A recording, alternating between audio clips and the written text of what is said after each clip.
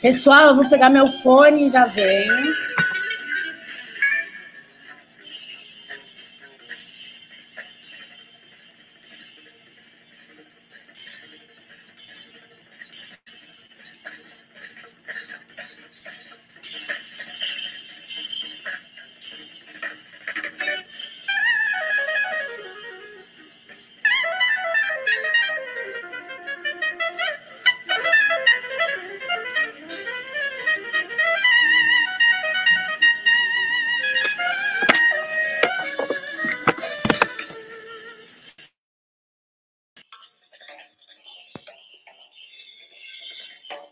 Hello, everybody.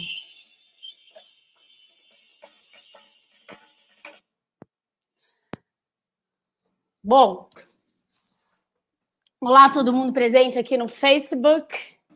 Eu vou dar uma prévia aqui do Cal, que é meu super convidado, profissionalíssimo, amigo, pessoa maravilhosa. O Cal está há 30 anos no mercado audiovisual. Eu tenho 28, brincadeira, eu tenho 36. E ele é graduado em marketing pela SPM, ele possui pós-graduação em produção audiovisual no Instituto European Audiovisual Entrepreneurs, na França, é mestrado em comunicação pela SPM. Na área da publicidade, ele produziu comerciais. Cadê? Na França. Na área de publicidade, produziu comerciais premiados nos principais festivais internacionais, como Cannes, Lions, Londres, New York. No mercado de entretenimento, ele assina como produtor, coprodutor de longas-metragens exibidos e premiados em festivais como Cannes, Berlim, Veneza e Havana. Em 2019, foi produtor do filme Laços, Turma da Mônica e Adoniran, Meu Nome é João Rubinato. No momento, gerencia o canal de humor Pandemônia Oficial. No Instagram e no Facebook é o produtor brasileiro do documentário Isolados, projeto trabalhado em 8 países que reúne depoimentos de pessoas durante o confinamento. Eu vou dar as boas-vindas, vou entrar no Instagram e dar as boas-vindas ao Cal.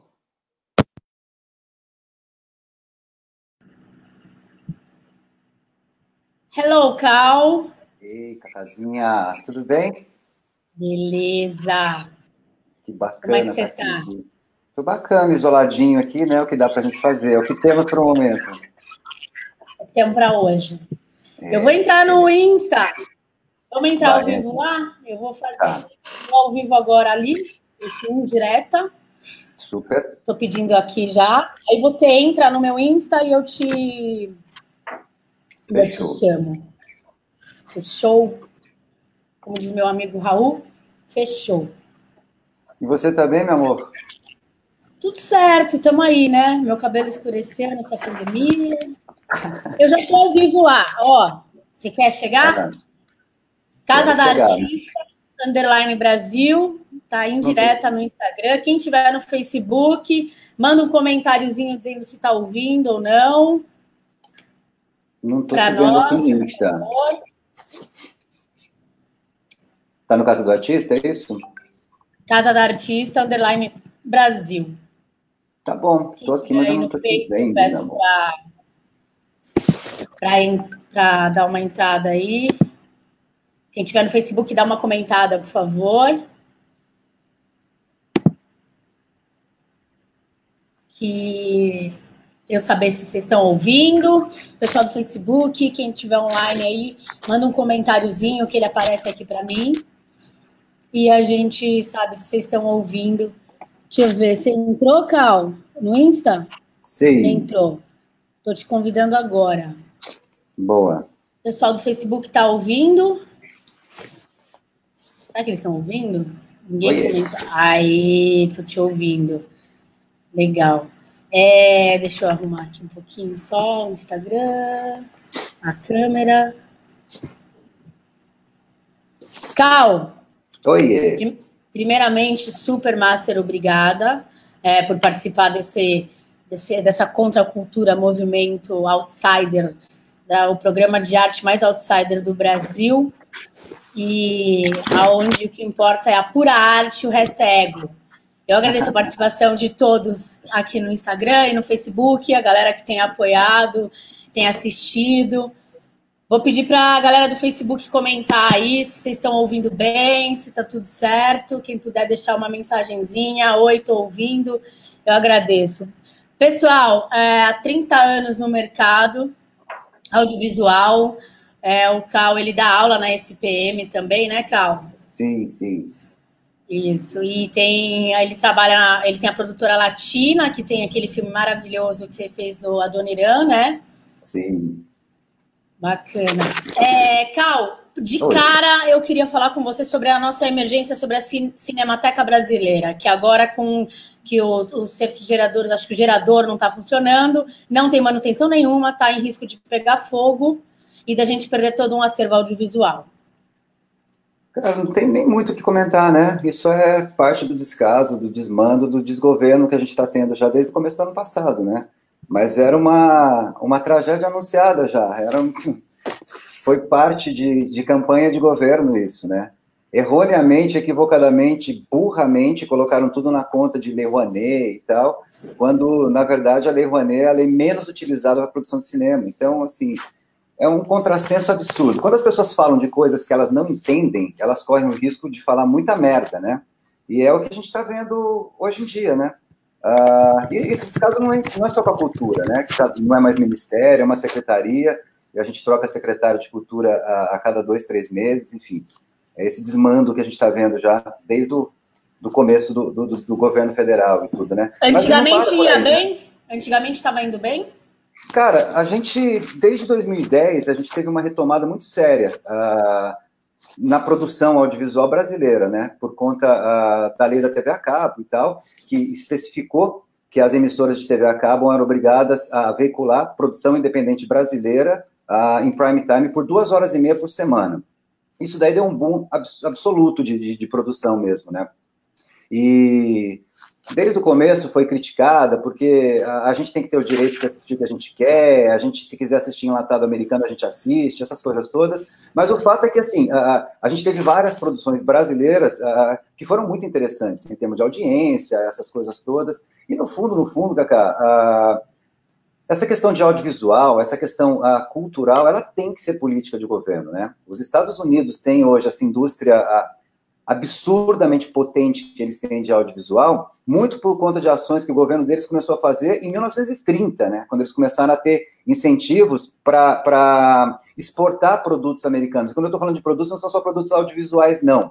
Eles tinham acabado a crise de 1929 lá, né, estava o mundo inteiro num pandareco, principalmente os Estados Unidos e tal, final de Primeira Guerra Mundial, essas coisas todas, e para retomar a economia deles, eles tinham que fazer duas coisas. Primeiro, eles tinham que convencer a população interna deles de que as políticas americanas eram adequadas para eles, então eles começaram a usar muito o cinema para isso, né? Não tinha televisão na época ainda, e quando entrou a televisão, eles começaram a fazer isso via televisão também, e eles tinham que começar a exportar produto americano para o mundo. Qual que é a melhor maneira de você fazer isso? Você exporta a cultura americana para o mundo, aí o neguinho da China vai usar jeans, vai usar esses produtos todos que são produzidos originalmente nos Estados Unidos, né? Então, assim, virou uma política de Estado tão grande, que hoje a indústria audiovisual americana, a indústria de entretenimento americana, ela é a segunda indústria que mais traz divisa para os Estados Unidos. Ela só perde para a indústria aeroespacial. Isso não é pouco, né? Quando a gente está falando da maior economia do mundo, a segunda maior área que traz mais divisa para o país ser a área de entretenimento, cara, vamos combinar que é um negócio que, inclusive, financeiramente, economicamente, dá certo, né? Na verdade, você está deixando bem claro que economicamente dá certo, né? E o Brasil podia seguir esses exemplos, né? Já que é o presidente aí, não consigo falar nosso, né? Mas, assim, o presidente, ele gosta tanto dos Estados Unidos, né? A direita aí adora os Estados Unidos. Por que não segue esse exemplo? Gozado como só segue aquilo que é conveniente, né? Então, agora a gente está sofrendo esse risco, para quem não sabe, está nos assistindo, a gente está correndo o risco de acontecer o mesmo que aconteceu com o cinema, com o Museu Nacional, com a Cinemateca Brasileira. Por isso que eu já abri esse tema, porque hoje eu ouvi de manhã logo a mensagem num grupo de museologia sobre isso, esse risco desse incêndio, né? Então, assim, além dos funcionários todos estarem passando necessidades, né? Agora a gente tem o risco de apagar mais uma vez a nossa história. Então o Brasil está sempre batendo, parece que tendo um coma mental, né? Que é apagar e ter que recomeçar a nossa história. Eu não sei se é sempre. Eu acho que nos últimos tempos está um pouquinho destacado isso, né? É meio ridículo. Só para explicar tecnicamente, o que acontece é que eles têm muito material lá que é de película ainda mesmo, né? Que é de acetato e tal. E esse material, a combustão dele é muito fácil de acontecer. Então, se você não tiver adequadamente armazenando isso com ar-condicionado e tudo, o risco de incêndio é muito grande mesmo, né? Pelo próprio calor do ambiente? Também, sim. Que ali você tem muito acetato, enfim. É um processo químico que ele causa mesmo a combustão. Enfim, guardadas as devidas proporções. Vamos poder dizer que é uma pólvora e tudo, né? Então ele precisa estar armazenado muito adequadamente. Ele precisa estar resfriado, esse tipo de coisa toda, né? E lembrando que ali a gente tem pérolas, né, de filmes brasileiros, tal, de memória mesmo. Não só de filme, como de televisão e tudo, né? Então a gente tem muita coisa de memória da história do país, do século passado até agora, armazenada ali, né? E vai ser uma perda absurda se isso acontecer. E lá é administrado pela Fundação Roquete Pinto, né? Então, deveria ter havido um repasse do governo para a manutenção disso, um repasse que não aconteceu ano passado, não aconteceu esse ano também, e aí, por conta disso, os caras estão pagando luz agora, né? Então, é uma situação um pouco absurda, acho que não tem outra palavra, né? Enquanto em vários lugares do mundo a gente preza por manter a cultura, né? Todo país tem a identidade da população dele baseada nos hábitos culturais dele e tudo. Aqui a gente parece que não dá valor para isso, né? Principalmente nesses últimos quase 2 anos que a gente está vendo muito essa história de ficar prezando muito cultura americana, imitando isso, imitando aquilo, e a política de Estado vai contra você privilegiar o que é brasileiro, né? É a baixa estima, né, que o Brasil tem, né? É uma baixa autoestima, é o complexo de vira-lata, né, cara? Vira-lata, nossa, eles são muito leais. Eu acho que até tem que mudar esse complexo, tem que ser um complexo fascista, já tem que ser bem direto e reto. Porque quem é que destrói as arquiteturas, as artes, a cultura e a história de uma nação? Me desculpa, que eu saiba, pelo que eu estou estudando, é fascismo. Quem souber mais, me manda informação, que ó, eu tô aqui, ó, louca para saber a novidade. Cal, me fala um pouco aí, como é que começou a sua carreira? Como é que foi? Você era um jovem punk rock, Sex Pistols? Eu tinha me mudado para São Paulo e tudo, eu trabalhava com eletrônica, né? Era o comecinho de rede de eletrônica, obviamente não tinha Wi-Fi, não tinha nada e tal, eu trabalhava com rede de ligar um computador no outro para eles poderem conversar entre eles e tudo, e não estava muito feliz com isso, né? Então, fui buscar alguma coisa para fazer, acabei entrando na SPM, cursei marketing lá, né? Fiz a faculdade de marketing lá, e logo no começo da faculdade eu fui convidado para trabalhar numa produtora, para estagiar numa produtora. Na época não tinha cinema rolando nem nada, né? Estou falando do começo dos anos 90 e tudo. O Collor tinha acabado de entrar, tinha acabado de acabar com a Embrafilme, então a gente não tinha produção brasileira, né? Acho que em 91 foram produzidos 1 ou 2 filmes brasileiros só e tal. Então, o respiro que você tinha na época para produção era a produção de publicidade. Então, eu entrei nesse mercado de publicidade e me encantei, assim. Não senti falta nenhuma de trabalhar mais com computador, com eletrônica, que era o que eu fazia até então.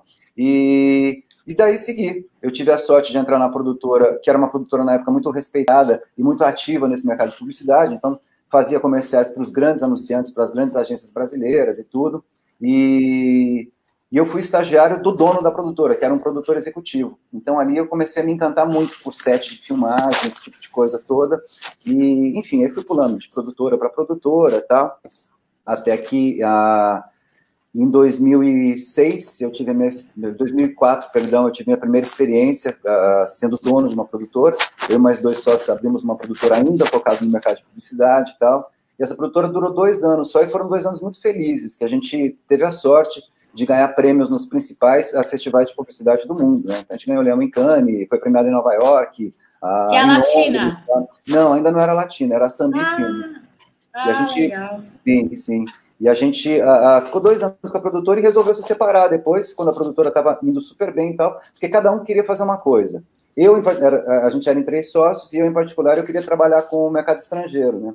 E aí, sim, saí de lá e montei logo na sequência a Latina. O nome, a Latina foi batizada com esse nome justamente porque eu queria fazer coproduções latino-americanas, né, principalmente, tudo, ainda focado em publicidade. E produtor, cara, produtor é um bicho muito esquisito, né?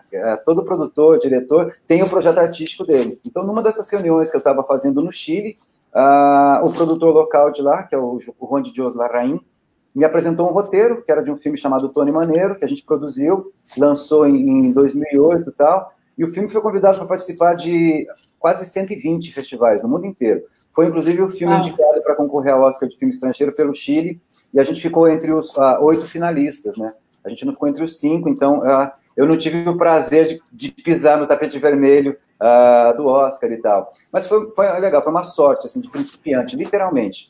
Era o primeiro filme do Pablo Larraín, que hoje é um dos grandes diretores latino-americanos que a gente tem, né? O Pablo, ele que dirigiu o Jack, da Jacqueline Kennedy e tal, ele que fez o Neruda e tal. Enfim, então minha carreira nessa área de entretenimento, de filme, começou com eles, né? E a Fábula, que é a produtora deles, é a produtora de Uma Mulher Fantástica, que ganhou o Oscar de filme estrangeiro há 2 anos atrás e tal. A gente é super amigo até hoje, a gente está com projetos de coprodução de novo e tal. Então, foi meio assim que eu acabei entrando no mercado e tal. De entretenimento foi nessa coincidência toda. Uma velocidade da luz, né? É muito rápido, cara. É sorte de principiante, bicho. Sorte de principiante mesmo, né? Eu sofro desse azar de sorte de principiante também. Na verdade, sorte o caramba, né? É um puta de uma dedicação, foco, né? Que você não fica dando bobeira, você não vai fazer outra coisa. Você se dispõe a fazer um negócio, você faz aquilo com comprometimento e verdade para ter a humildade de aprender. Não tem como resultado ser diferente, a não ser que você não tenha a menor vocação para isso. Aí, o que eu sei ouvir também, quando eu fui trabalhar com áudio, eu descobri que eu tinha uma deficiência auditiva do ouvido esquerdo. Então, eu falei, acabou a carreira. Mas em 1 ano, eu consegui trabalhar, eu fui a única assistente de estúdio do Clube da Esquina 2, na remixagem, abri voz de Elis Regina, Chico Buarque. Tudo isso com 20% de audição no ouvido esquerdo. Imagina se eu ouvisse dos 2 ouvidos, né? Então, nada como a dedicação. Só que eu passava 18 horas em estúdio, né? Coisa que ninguém fazia. Então, por isso que eu digo, essa sorte aí também é mais um ponto a ser revisto, Calquintas. Na verdade, assim, é muita transpiração que a gente tem, né? De trabalhar muito e tudo, né? Um pouco de inspiração e muita transpiração, cara. Acho que trabalhar com arte é mais ou menos isso, assim, cara. Mas, assim, quando eu falo de sorte, é a sorte de estar no lugar certo, com as pessoas certas e tudo. Nesse ponto, sim, cara, eu agradeço, né? Eu agradeço o universo todo dia, de ter colocado essas pessoas na minha frente, porque especialmente o audiovisual, né, no campo das artes, assim, ele é um trabalho muito coletivo, né, Cacá? Você não faz o filme sozinho, né? É muita gente envolvida e cada um coloca a sua pitadinha ali, qualquer que seja a função do cara, sabe? O cara que está limpando o set de filmagem, ele tem uma importância absurda, porque se o set estiver sujo, aquilo vai transparecer na filmagem e tudo, enfim. Então, todo mundo tem a sua função ali. Esse cara podia vir aqui em casa, viu? Eu ia Esse cara hoje em dia está valorizadíssimo, né, Bi? Puta, nem me fale. Você gosta pois é. Mas na verdade, assim, acho que o audiovisual era uma coisa coletiva até começar a pandemia, né? Porque do jeito que está agora, cara... Os projetos mas agora tudo é individual, né? Sim. Os projetos que eu estou envolvido... O que você vai fazer? Você tem filmando em casa. Quando muito, você dirige o cara pelo Zoom. Esse projeto que você está fazendo agora, que você engloba 8 países e vai ser um curta ou um longa? Vocês sabem já? Tem alguma coisa? Sim. O nosso plano é fazer um longa, né? A gente está com 8 países envolvidos na história, né? A maioria deles são ibero-americanos, né? Então tem Itália, que está de fora. Está de fora a Itália? Porque não é ibero-americano, né? Além dos ibero-americanos, a Itália está de fora da história, né? Mas está participando também. A gente tem um coprodutor lá e tudo. Enfim, tudo começou com um produtor argentino que me procurou, com um amigo que eu já conhecia já há anos, de encontrar em festivais e tal, um cara documentarista e tal. E aí ele me procurou aqui no Brasil, eu e a Marilene Andrade, que é uma super parceira, a gente já produziu longa, ano passado a gente produziu um longa junto, lançou um longa junto, que é o do Jorginho Guindo e tal, que ela produziu, eu fui coprodutor e tal, e a gente entrou nesse projeto representando o Brasil, vamos chamar assim e tal. E a gente começou a colher depoimentos de pessoas do mundo inteiro, é literalmente do mundo inteiro mesmo. A gente tem depoimentos já dos 5 continentes, tal, dizendo como é que elas estavam se sentindo nesse período de isolamento social e tal. E tem coisas muito interessantes ali. A gente tem depoimento de uma personagem de Madrid, por exemplo, que pegou todo o fechamento, né, o lockdown mesmo de Madrid, e depois ela mandou outro depoimento já nesse processo de abertura que teve e tal. Então a gente cobriu isso tudo e é super emocionante, é super emocionante. Eu sei que aqui no Insta não dá para a gente compartilhar, mas eu tenho o trailer dele, a gente pode compartilhar de repente aqui no Face. E quem quiser olhar também tá. Pode, mas quem quiser olhar também tá no Face, eu compartilho a tela aqui, dou um play. Mas quem quiser dar uma olhada também tá. Como você faz isso? Eu te mostro já. Então já, porque a minha proposta com a Casa da Artista, aproveitando o gancho também, é o quê? É ter conhecimento, porque você falou algo interessante, que é quando as pessoas querem se meter a besta naquilo que não sabem, dá merda. Então, assim, eu tomo uma atitude diferente, eu uso da minha ignorância, não para me meter, mas para ouvir e aprender.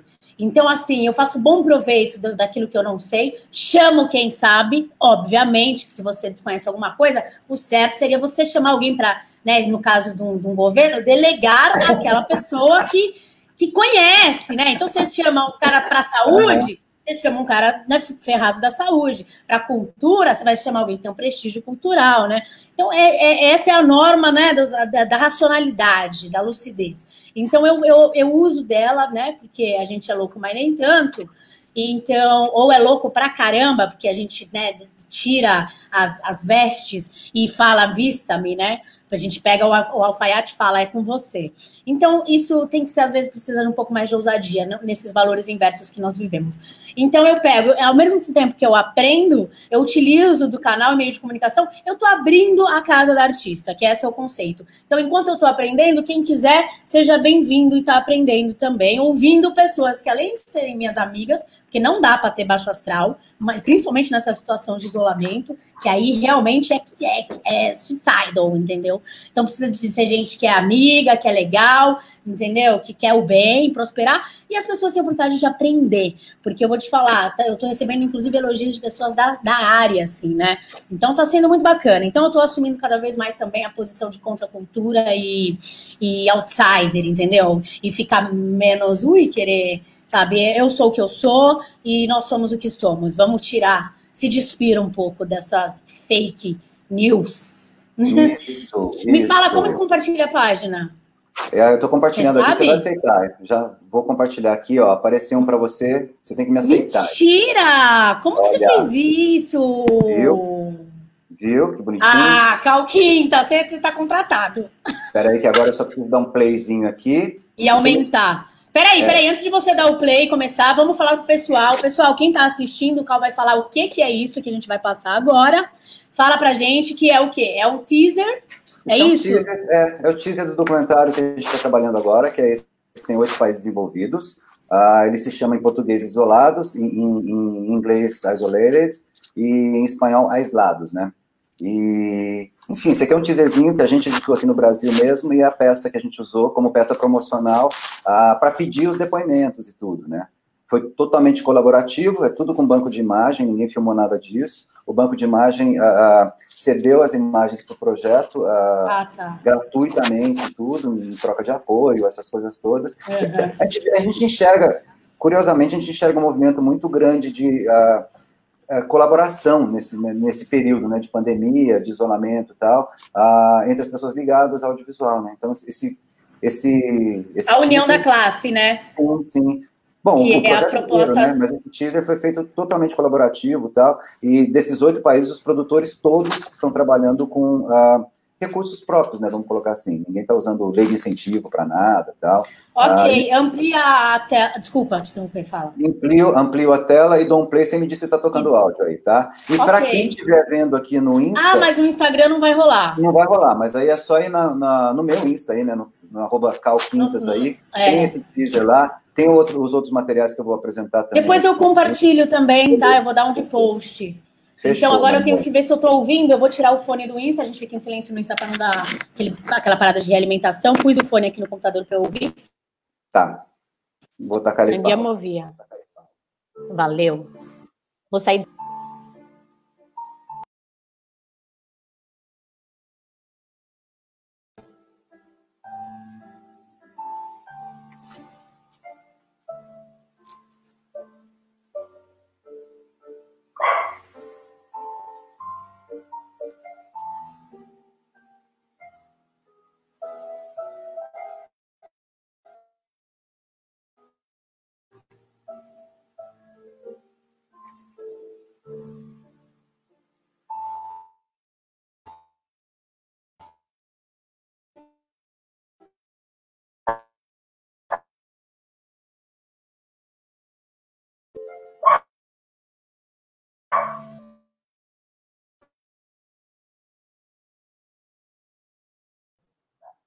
Travou?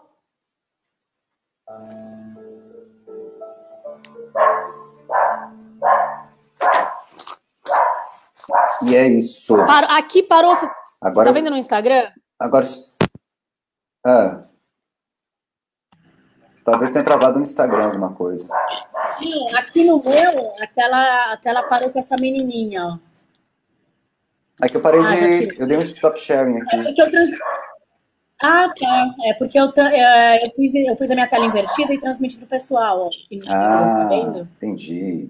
Espertinha você. Então, assim, deu pra olhar um pouquinho. A gente é acostumado ao improviso, porque a vida louca, vida.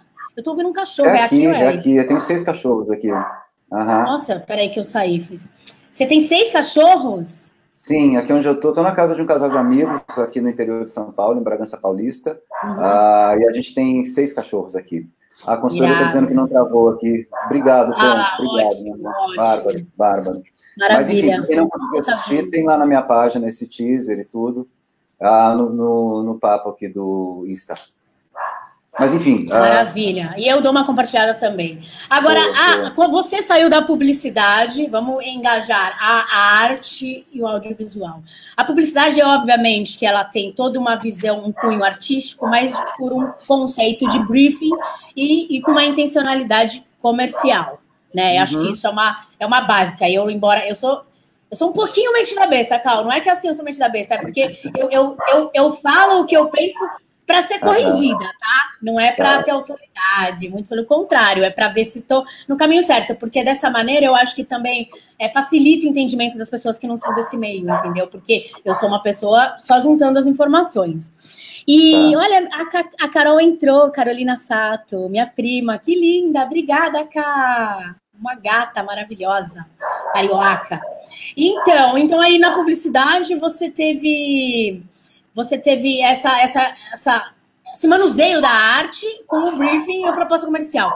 Você saiu disso maravilhosamente bem, porque o seu trabalho com os filmes, né? Tanto do Adoniran, da Turma da Mônica, tem um projeto também da Copa. Como é que tá esse projeto? Mas peraí, eu não saí de publicidade, eu continuo fazendo publicidade. Você não saiu, você mantém os dois paralelos. Então você deu um upgrade, né? Você foi para o status pro. Não sei se é upgrade tudo. Eu comecei a trabalhar nesse mercado de entretenimento também, né? Eu não sei se... Eu não costumo colocar a publicidade num nível e o cinema, entretenimento em outro nível. Eu acho que são eu acho que a liberdade artística, né, Cal, se você tem uma liberdade de criação, de ter um projeto que você financia para aquilo que você e a sua equipe desejam, eu acho que é uma libertação, né? Você não está só fazendo aquilo que os outros estão Claro que você desenvolve a sua liberdade dentro daquilo que dá demanda, mas você ter uma liberdade artística para fazer algo cultural e tal, eu acho que é um upgrade, sim. Na minha opinião. Não sei, eu não costumo julgar, cara. Eu acho que a gente faz... acho que tem maneiras de fazer publicidade que são muito legais e tudo. Eu gosto muito também. Eu tenho tido a sorte de, nos últimos anos, poder meio que... Eu não diria escolher, mas... trilhar alguns caminhos na publicidade mesmo que me interessam muito, né? Trabalhar com marcas que eu acho interessantes, que a comunicação delas é mais interessante e tal. E até que... eu meio que pontuo a produtora para trabalhar com essas agências, com essas marcas, tal, que eu acho mais legais, que eu acho que a comunicação delas é mais legal, tudo tem mais a ver comigo. eu acabo meio que sendo o consumidor, dessas publicidades também. Tem publicidade que é legal, que é gostosa de assistir, né? Tem umas que não são mais diretas, tudo, enfim. Mas o ponto é esse, é uma ferramenta para vender mesmo, né? É uma ferramenta de marketing que as empresas usam, às vezes acertadamente, às vezes erradamente, né? Erroneamente, para vender os produtos delas, um serviço, alguma coisa assim, né? Então, e a poesia, falando assim, a arte, né? No audiovisual, que eu digo pela arte, geralmente são as semânticas, né? Também, né? Aquilo que é a mensagem, né? Então, a maneira que ela é tratada é que torna, acho que ela mais artística. Não estou querendo entrar em julgamento, como você bem pontuou, mas assim, estou querendo pontuar, talvez. E assim, é legal você desenvolver uma poética, né? A arte no meio de tudo isso. Então, a criatividade é o X da questão, né? Do seu trabalho. Sem dúvida. Sim, eu acho que é a maneira de você tocar as pessoas, né? Aí, seja na publicidade, seja num filme, qualquer coisa assim. Acho que o grande desafio para a gente que trabalha nisso é tocar mesmo as pessoas na alma, né? No profundo delas, fazer pensar e tudo, e levar para uma ação, ainda que seja uma ação de reflexão só, né? Uma ação mais interna, vamos chamar assim. Eu acho que o grande objetivo nosso, enquanto comunicador, enquanto produtor de audiovisual e tal, é meio esse mesmo, né? O que a gente quer é conversar com as pessoas, né?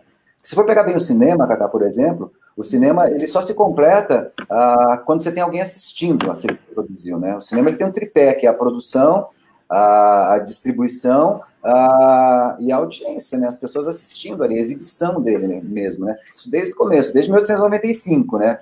Aliás, isso é super simbólico já, né? O cinema é celebrado, que a primeira exibição cinematográfica aconteceu em 1895, né? O início do cinema em 1895, porque foi justamente quando houve a exibição pública, né, cara? Foi na França.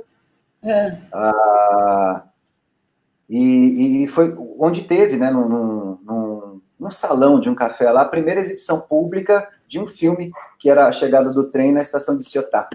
E as pessoas, acho que tinham em torno de 30 pessoas ali assistindo e tal, e a celebração, né, o início do cinema foi justamente quando teve a primeira exibição, porque os caras já estavam filmando isso, né? O Thomas Edison, por exemplo, o cara que inventou a lâmpada elétrica e tal, ele já tinha umas experiências com um equipamento... Foi o Tesla? Não, eu estou falando do Thomas Edison, ele tinha uma experiência com o equipamento que ele tinha criado, que era o cinematógrafo, que é aquele que você coloca a cara, né, naquele equipamento, e você vai girando a manivela e vão passando os frames ali dentro, e dá a sensação de que você está assistindo um filme e tal. Isso foi prévio a 1895, só que em 1895 teve a primeira exibição em tela pública de um filme, né? Para os outros, né? Para os outros. Então, assim, o cinema, o ícone do cinema é esse, né? Você tem que ter a exibição, ele só se completa como arte quando você tem a exibição dele, quando você tem alguém assistindo aquilo que você produziu, né? Senão ele é qualquer outra coisa, mas não é cinema, né?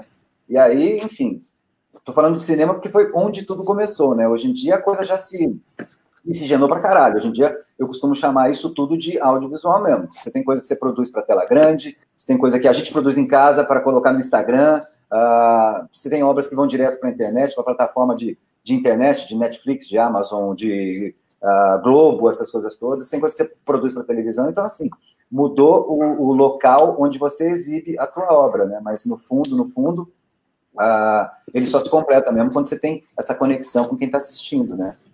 Acho que isso é parte da magia dele também, tá?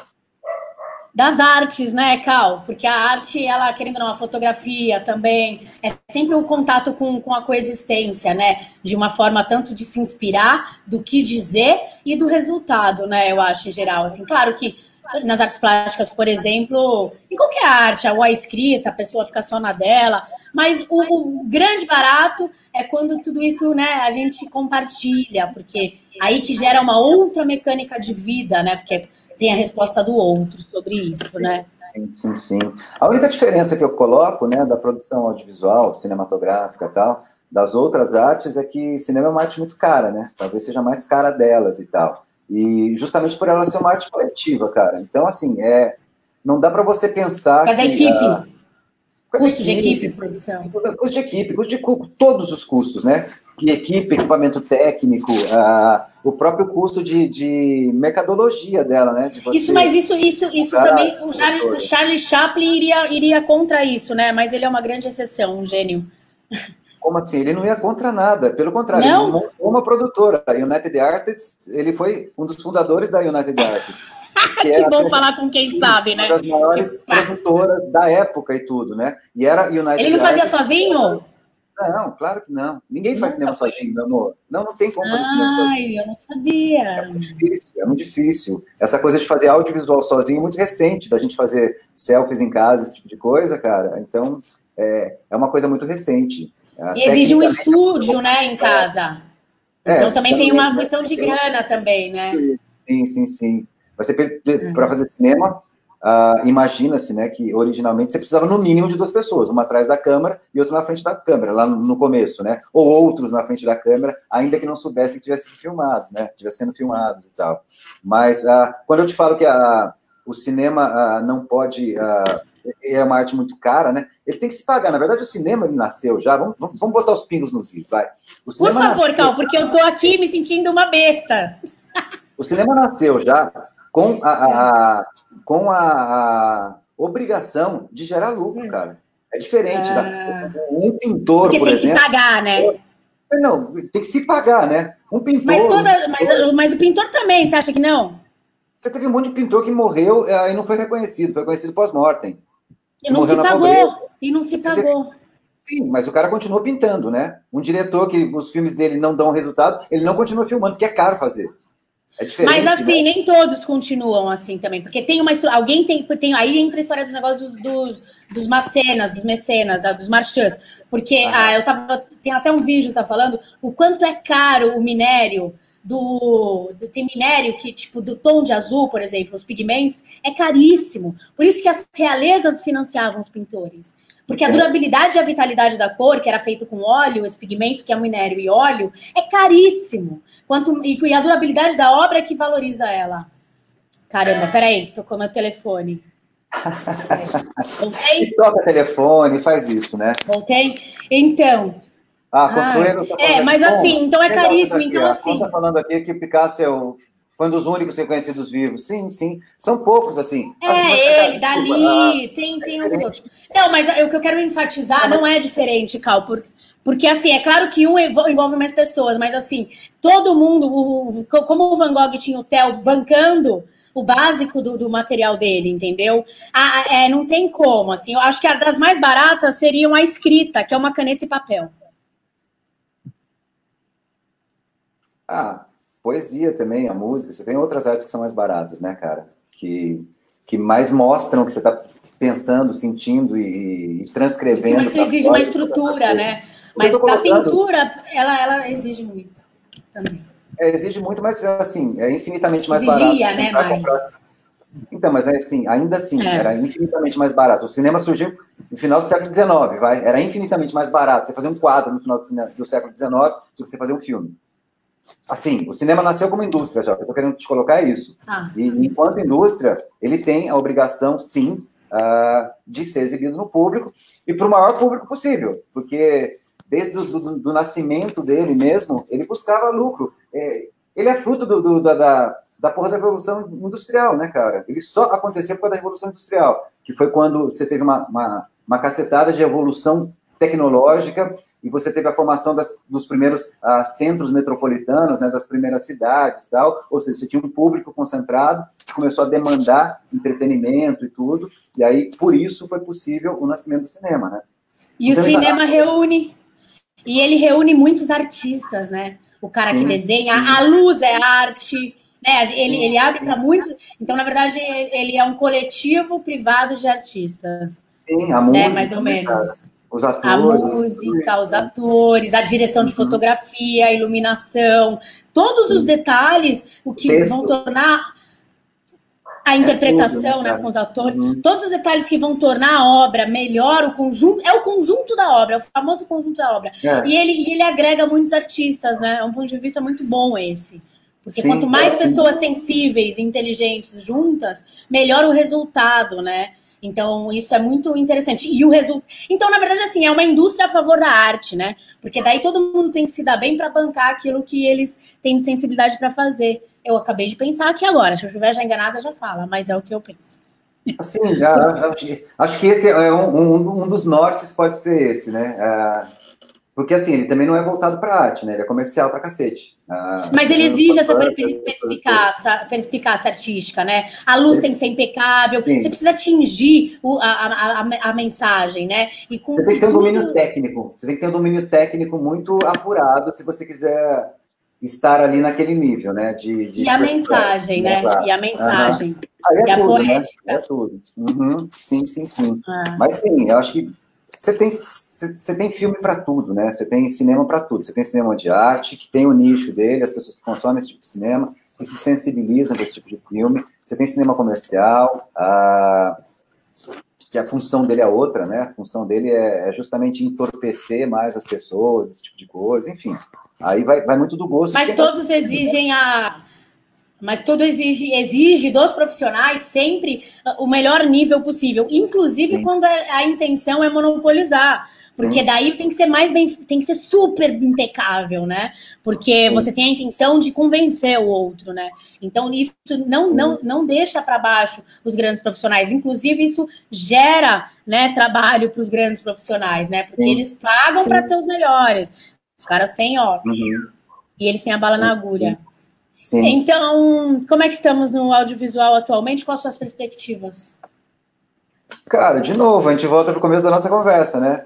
A gente teve um desaparelhamento cultural absurdo desde o começo do ano passado, né, quando tomaram posse, e virou meio que, acho que, política de Estado detonar tudo que é ligado à cultura, né? Porque na cabeça deles isso é coisa de esquerdista, esse tipo de coisa toda. Então, a gente vinha vindo muito bem mesmo, né? O ano passado foi um dos principais anos para o audiovisual brasileiro.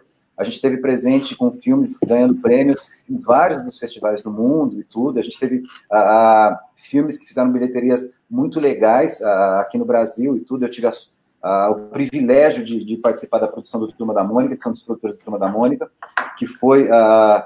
Teve alguém que comentou aqui, ó, que foi gravado o Rafael de Poços. Grande parte do filme foi feito lá. A gente filmou em várias cidades, né? A gente filmou em Águas da Prata, em Poços de Caldas,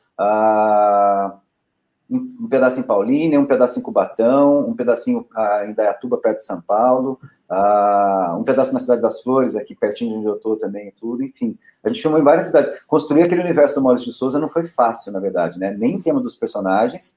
A gente testou muitas crianças para chegar naquele núcleo dos 4. Já tinha tido algum filme da Turma da Mônica, na história do Maurício de Souza? Live action, não. Tinha tido animação e tal, né? Mas live action, que é filme com personagem ao vivo, não. A gente foi... E é histórico, né, isso, né? A gente foi os primeiros loucos que topou fazer isso. E era um puta desafio, na verdade, né? Porque, sei lá, podia ter ficado uma merda, né? Acho que não dá para ser unânime. Muita gente pode ter achado que ficou uma merda mesmo, né? Mas assim, grande parte das pessoas curtiu. Grande parte das pessoas curtiu, sim. Tanto que teve... Foi o filme infanto-juvenil brasileiro mais visto ano passado. A gente só perdeu em bilheteria pro filme do Bispo, né? Que aí a gente sabe que o filme do Bispo também vende-se ingressos, as pessoas não vão assistir, enfim. Que Bispo? Vira uma coisa... do Edir Macedo, né? Sim, entendi. Sim. Aí é meio difícil competir. Então, tirando isso, assim, foi o filme brasileiro mais assistido no ano passado. A gente teve quase 2,5 milhões de pessoas assistindo o filme nas salas de cinema, né? Que legal. E eu acho que é legal, Cal, pelo que eu, um pouco, assim, como amiga, tá, gente? Olha, minhas várias entraves aqui, eu não sou jornalista, nada, e eu tô aqui para aprender mesmo. Para já ficar claro, porque depois a gente faz um upload, você pode usar também, entendeu? Porque o pessoal não fala... Pronto, já tá explicado. Mas o legal que eu conheço do Cal, assim, é esse cunho, na verdade, que você, embora a publicidade ou isso aqui, tem um contexto histórico, né, Cal? Você tem uma bandeira, assim, porque fazer um filme sobre Maurício de Souza, sobre a Turma da Mônica, na verdade, né? A Turma da Mônica do Maurício de Souza, é uma coisa histórica nossa, né? Porque é um puta ícone. Quem não conhece a Mônica? Não é? Então, sim, isso é devolver um respeito, porque o brasileiro, além de ter aquela baixa estima que a gente falou, baixa autoestima que a gente falou, ele tem também uma coisa de não respeitar também os mais velhos que fizeram, que contribuíram para a nossa história, né? Isso é muito triste. Quantos você vê personagens falidos e esquecidos na sombra do esquecimento brasileiro, né? Isso é comum a gente ver aqui no Brasil, né? Sim, não era o caso do Borges de Souza, né, cara? Desde que a gente Exato, mas... em 2015, desde que a gente começou esse projeto, a gente sabia que a gente corria o risco de ter um projeto que ia ser comercialmente muito bem sucedido, porque ele é um cara muito querido, ele é um cara muito amado, né? Ele tem 5 gerações já. É igual ele, o Ziraldo, né? A gente tem esses ícones que não ficaram, mas eu quero dizer assim, a cultura de fazer isso, né, em torno disso, tô tirando, né, falando da cultura de você, o Adoniran que você fez, eu reconheço isso, eu particularmente, como sua amiga, Cacá, eu particularmente admiro isso que você faça, por mais que você tenha vários viés, assim, sabe, como você tá argumentando, eu vejo dessa forma da cultura de fazer, como que, porque você para e pensa, como que nunca teve um filme da Turma da Mônica, né, tipo, né, então assim, como que a gente não tem tantas histórias, né, é claro que você vai num viés do comercial, porque você vive disso, é uma empresa de sucesso, né? Então, mas seria bom... Mas, assim, não era essa a preocupação, cara. A gente não começou a fazer o filme com a preocupação de ter um sucesso comercial e tal. A gente corria o risco de ter um sucesso comercial e tal. Mas, na verdade, o que a gente queria mesmo era retratar aquele universo, porque foram 5 gerações que cresceram aprendendo a ler com Turma da Mônica, lendo os gibis, e agora, mais recentemente, lendo as graphic novels e tudo. E, porra, Disney estava fazendo isso, Marvel fazendo isso, todo mundo fazendo isso, né? Passando os quadrinhos todos para adaptação cinematográfica, né? Com live action e tal. E a gente fez a mesma pergunta, caceta, como é que ninguém nunca pensou em fazer isso com a Turma da Mônica e tal, né? A gente, enquanto produtora pequena e tudo, porra, vamos propor e ver o que rola, né? E acabou rolando, né? E foi legal, foi bacana, foi bem bacana.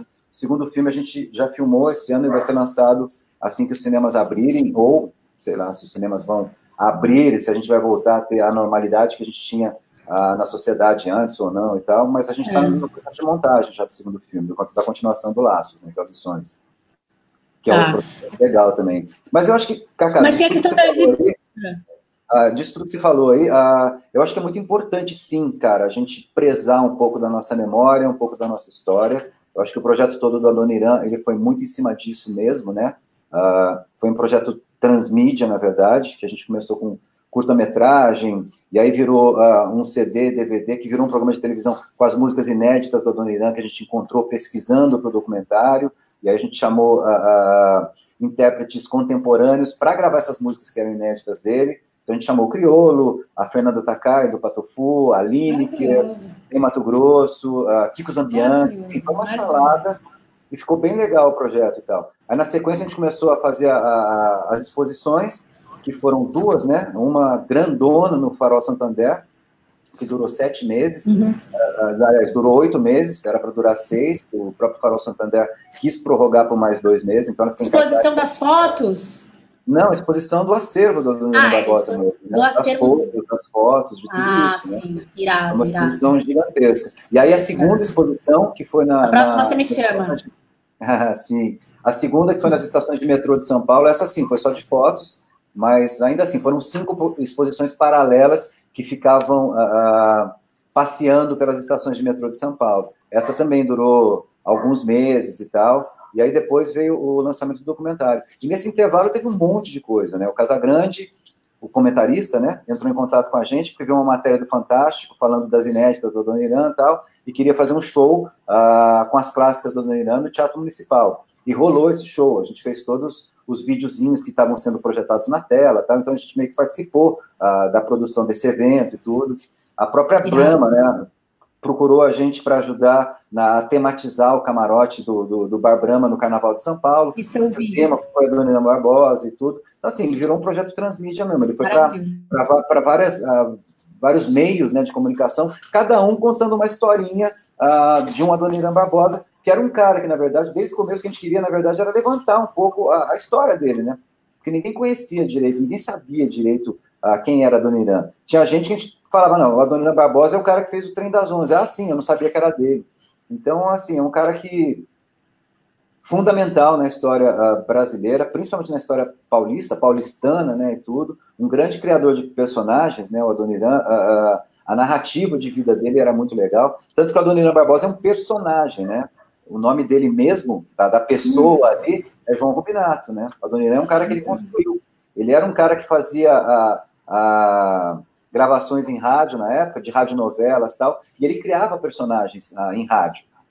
E aí, enfim, o personagem que ele criou e acabou assumindo pro resto da vida dele foi o Adoniran Barbosa. Ah, que maravilhoso, né?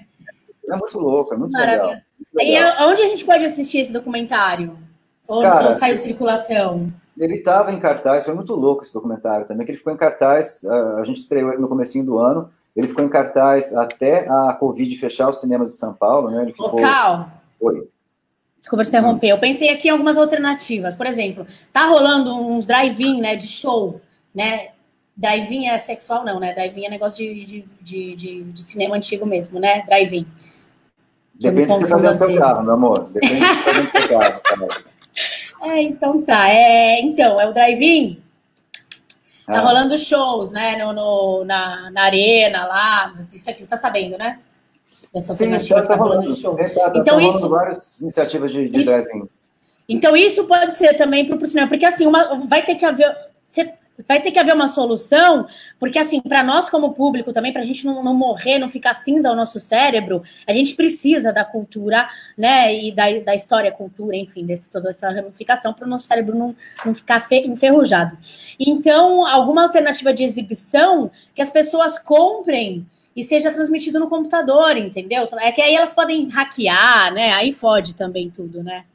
Cara, mais ou menos, né? Pensei que eu tinha achado, não, via computador agora você consegue, né? Você tem as plataformas mesmo, né? De streaming, Netflix, Amazon e tal. É uma grande plataforma. Mas ele tá em alguma? O Adoniran?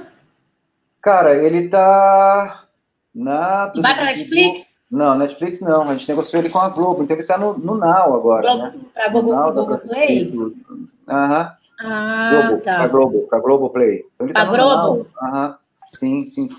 Porque um dos coprodutores dele, sim, um dos coprodutores dele é o Canal Brasil, e o Canal Brasil faz parte da grade da Globosat, né?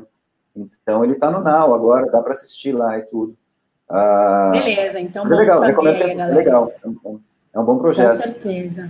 Mas essa questão dos drive-ins, sim, é uma saída que a gente tem, apesar do governo ter declarado, né, a reabertura dos cinemas agora para o final de julho e tudo, estão começando a estudar os protocolos disso também. Então tem a perspectiva. Tem, mas é uma perspectiva limitada ainda, e na verdade pode ser que o cinema seja um foco de risco mesmo para a transmissão do vírus, né, do Covid e tal. Claro que é, com ambiente fechado, com ar-condicionado e tal. Então, eles estão estudando muito os protocolos para ver como vai ser esse retorno das salas de cinema. A princípio, eles podem vender só 20% da capacidade de ocupação deles, né? O que significa que as pessoas vão estar muito espalhadas entre elas, você não pode consumir alimentos dentro da sala de cinema. Nem tossir, nem espirrar. Cara, puta, é tão difícil a gente prever como é que vai ser essa realidade nova e tal. Tudo tão complexo hoje em dia. Vamos deixar rolando. Olha, a Turma da Mônica está disponível em alguma plataforma, algum canal fechado aí, alguma coisa também ou não? Para pegar a divulgação. Está no Globo Now, é isso? No Now da vida, sim. Está lá nos Now da vida e tudo. Eu não manjo disso, mas beleza. A gente está dentro aí do nosso scripts, que eu quero agradecer todo mundo aí do Instagram, do Facebook. Eu quero te agradecer pra caramba, te peço desculpas pelas minhas erratas, mas obrigada por mim. Erratas, menina, você é artista. Eu te agradeço pra caceta pelo espaço, pelo papo. Que delícia te reencontrar depois de tanto tempo, Cacá. Tanto tempo. Pra mim é legal pra caramba. E você é um puta profissional, porque assim, eu sou sua amiga, mas nunca né? Tipo, é amiga de falar, entendeu? E de chorar, ou de sorrir. É amigo, mas é amigo, né, de verdade. Então, assim, e eu tenho que é o meu negócio, ó. A família já é. Sabe aquele filme Parente a Serpente? Sim. Eu tô sempre de olho no meu gás aqui. Mas olha só, eu quero te dizer assim, eu tenho essa despretensão, né, de saber tanto o cargo das pessoas, e é legal que agora hoje eu tô procurando saber mais dos meus amigos de uma maneira, né, que junte a fome com a vontade de comer. Porque eu sempre fui super coração, né? Se eu gosto, eu tenho empatia e já era, entendeu? Então agora eu tô vendo que eu tô vendo a justificativa da empatia. Nossa, eu tenho empatia com o Cal há anos, isso, aquilo. Falou, você não quer participar? E beleza, manda sua mini bio. O cara mandou, eu falei, caraca, que irado, né? Eu sempre soube que você é sério, mas, tipo, é muito um prazer pra mim. E falando nessa cultura de homenagens à história, eu peguei um gancho para essa minha proposta Casa da Artista, que o Abu Janra perguntava o que é a vida no Provocações. O Marcelo Tais mantendo o Provoca, ele pergunta o que é a vida em quarentena, né? Porque estamos em quarentena. E só que eu adaptei, né? Então, eu para quem meus amigos que eu chamo aqui, que é o que eu vou perguntar para você agora, eu pergunto, Cal Quintas, o que é a arte?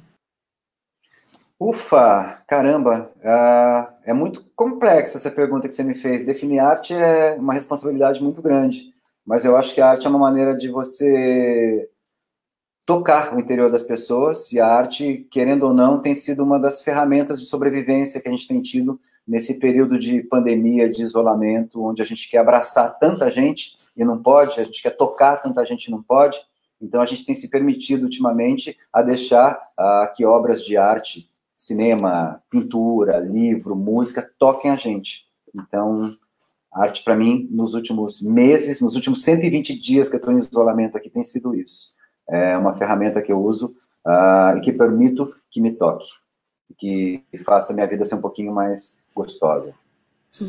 Precisa, né? E eu que te agradeço por deixar a minha vida mais gostosa, porque é a minha salvação tá sendo conversar com você e com esses todos amigos bacanas, assim, maravilhosos que eu tenho, porque para colorir um pouco, né? Porque imagina, eu tô em isolamento sozinha, desde a Itália, entendeu? Então, assim, então já vindo correndo do vírus, desde lá. E sim. Eu tenho bronquite, enfim, né? Cal, muito obrigada. Eu quero aproveitar e deixar o gancho aqui só um minutinho de que amanhã a gente tá com vai ter show, primeiros shows que vão ter, Cal. Assiste. Demais, esse eu vi isso, hein? Legal pra caramba. Você viu? E o Ricardo, né? É o Ricardo e a Vi. A Vi e o Ri. O Ricardo, ele é da TV Cultura, tipo, meu, sim, desde que... Cara, o Ricardo Cortiel é um dos grandes comunicadores. Sim, o Ricardo Cortiel, assim, respeito pra caralho. É um dos grandes comunicadores irado. Desde muito tempo e tudo. Demais ele estar contigo. Eu via ele quando... Eu via ele quando eu era criança, cara. Tipo, nos ETs, não é? Da TV? Sim. Bem bacana, ele era um dos personagens da TV Gloob Gloob, TV Gloob Gloob da Cultura. Não, é maravilhoso. Eu tô muito feliz com essa participação. Tô muito contente, entendeu? Tô fazendo um negócio assim... A única pretensão é a gente se encontrar como se estivesse tomando uma em algum lugar e batendo um papo, entendeu? Então, amanhã tem o show... porque a gente vai intercalar um repertório. A Heloísa Zanaga entrou, a Vi acabou de entrar, a Vi tá aqui, ó, não sei se ela já acabou de entrar, mas ela tá aqui, a Heloísa Zanaga tá aqui também, uma super artista amiga. Claro, então, aí amanhã a gente tem esse show, que é o primeiro show da Casa da Artista, né? Demais. Que eu já bolei e fiz. Obrigada pelos toques, depois você me ensina direitinho como compartilhar a tela do YouTube. E obrigada super aí pelas explicações, desculpa as entraves aí quando eu afirmo um negócio, mas eu sou daquela que afirma para ser corrigida, né? Então, assim... Eu acho uma delícia bater papo com cabecinha... Eu te amo, cara. Eu te amo. Sempre uma delícia mesmo, cara. Faltou o nosso vinho branco. Agora, no finalzinho aqui, convidar a galerinha. Eu tô com um canal que eu tô produzindo com o Fabiano Liporoni, no Instagram e no Facebook, que é o Pandemônia Oficial. É um canal de humor muito ácido mesmo, político, que eu acho que a gente tem que se manifestar e se pronunciar frente a essa coisa absurda que estão fazendo com a cultura brasileira desde o começo do ano passado. Então, uma maneira que a gente achou foi usar um pouquinho da nossa arte, humor, que a gente gosta de fazer, através do humor, para criticar um pouco o que anda acontecendo. Então, Pandemônia Oficial, sigam lá, que tá bem divertido. No Instagram. No Instagram e no Facebook. No Facebook também, maravilha. Boa. Já segui ali na página. Aproveitar dizendo também, Cal, que eu estou falando com o pessoal de museologia, né, do Brasil. Estou falando com eles pelo Facebook e a gente está começando porque assim, tem uma campanha, se você me permite só mais um pouquinho de tempo, já batendo um papo, que é legal fazer isso para as pessoas saberem também, que eu já difundo. Tem um grupo, tem um movimento, uma campanha para a galera que trabalha na Cinemateca, né, para ajudar eles. Só que assim, não tem nenhuma campanha para salvar agora com essa questão do que o gerador tá pifado. Tal. Então eu estou atrás de informação técnica, eu estou dando uma de jornalista ativista, porque, pelo amor de Deus, eu acho que não dá pra gente olhar a coisa e a nossa política ser só compartilhar no Facebook também, entendeu? Pra mim, isso daí já deu. Até porque eu tô sem namorado. Então eu tô mais nervosa. Então, irada, não, tô brincando. Né? Irada. Uhum. Mas assim, não, então tá assim. Pegando a menina pesado aí, tadinha dela. Oh, não, mas tem WhatsApp. Não, tô brincando. Mas enfim, não, tô zoando.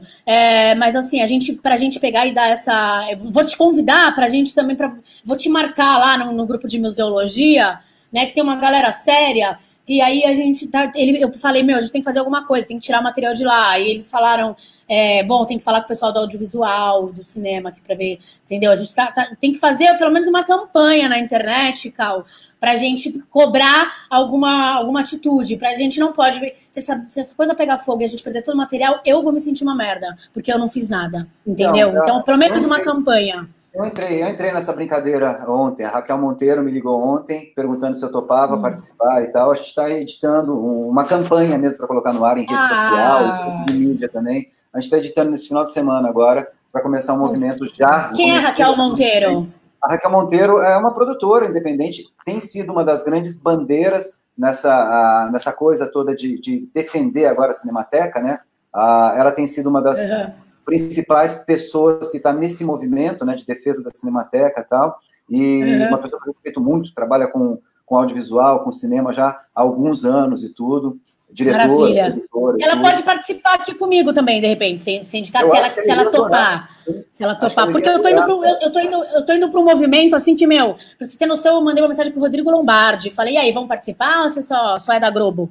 Então, eu tô meio falando assim também com as pessoas, porque, tipo assim, eu sei o conteúdo das pessoas que estão participando, entendeu? Disso aqui. E eu vi também que, no fundo das contas, tá sendo uma super contracultura outsider, mas tá tirando toda a estética de paradigma, e desmistificar o que é arte, o que é trabalhar com arte. Essa está sendo uma função que, olha, está sendo tipo uma missão. Então, fala com a Raquel. Obrigada por vocês estarem... Olha, você viu como o assunto rolou também? A gente pode fazer falar do lançamento disso aqui, assim que vocês colocarem no ar, porque eu tô pensando em fazer chamadas de emergência, tipo plantão da arte, entendeu? Então, assim, por isso que eu tô querendo pegar mais... pegar, por exemplo, agora eu chamei esse cara da museologia, falei para ele, preciso de informações técnicas, então eu quero fazer uma chamada plantão da arte, entendeu? Sim. Vamos perder a Cinemateca ou não? Então, obrigada, manda assim que tiver no ar esse material, por favor, não deixe de me avisar. Fechou, querida, fechou, combinadíssimo. Olha, eu até tô quente, Cal, você, ó, Ai, que delícia. Te amo, cara, obrigada. Te adoro também. Te amo pra caramba. Te reencontrar virtualmente, cara. Que legal. Tamo junto. E que bom que você conseguiu voltar no tempo da pandemia, né? Que loucura. Olha, eu não sei se é bom ou não é, Cal. Deve ser muito louco. Eu não sei se é bom ou ruim, Cal. Eu não sei se é bom ou ruim. Saiu de lá na hora certa. Pegou o cu. Não, mas eu saí. Foi difícil, foi muito difícil. Foi no frio ainda, mas eu te conto sim. A gente faz uma live nossa aqui, sem censura nenhuma. Faz um Isolados, cara. Te bota um documentário falando disso, né? Que o que você me mandou lá, você tá falando mais de arte e tal. Faz um falando disso, vai pro Isolados, ué. Tá, mas me brifa isso. Eu já não fiz, eu já não mandei pra você o negócio O negócio que eu te mandei da poesia não foi pro Isolados? Foi pro Isolados, mas eu queria que você contasse essa história tua presa. Não, foi pro Isolados. Eu queria que você contasse essa história tua em primeira pessoa, de como foi estar na Itália, a hora que a coisa tava chegando no auge lá, né? Peraí. A gente saiu do Instagram. Cal, beijo. Vamos, a gente se fala. Tchau, meu amor. Tchau. Obrigada. Beijo. Tchau, meu amor. Beijo. Tchau.